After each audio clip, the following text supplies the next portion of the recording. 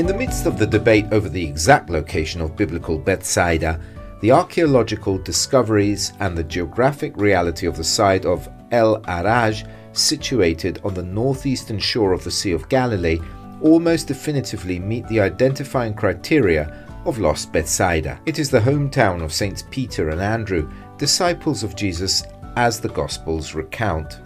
Archaeologists Professor Mordecai Aviam of Kinneret Academic College and Dr. Stephen Notley, Academic Director of the project, discovered a 5th century Byzantine church containing a mosaic with a Greek inscription mentioning the preeminence of St. Peter. This is the earliest archaeological evidence of that belief, that Peter was the chief of the apostles. And the only reason Peter would be referenced here in this church again is the idea we hear in John's Gospel of Peter coming from Bethsaida.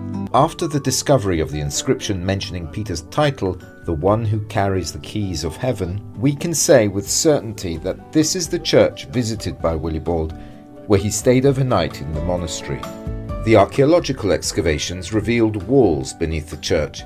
The oldest ones date back to the 1st century AD, the time of St. Peter. In the 4th century AD, another enclosure wall was added.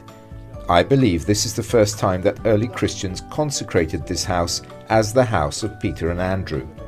Then in the 5th century AD, the large church was built here, inside whose presbytery we are now standing. We have found here clear evidence of a typical Jewish village. You can see here the curves of the Jordan River. This is essentially the area of its mouth. The site's proximity to the river and the lake strengthens the story unfolding before our eyes, that of a large Jewish fishing village. For us as Christians, it's very important the discovery of the church with inscription mentioning St. Peter.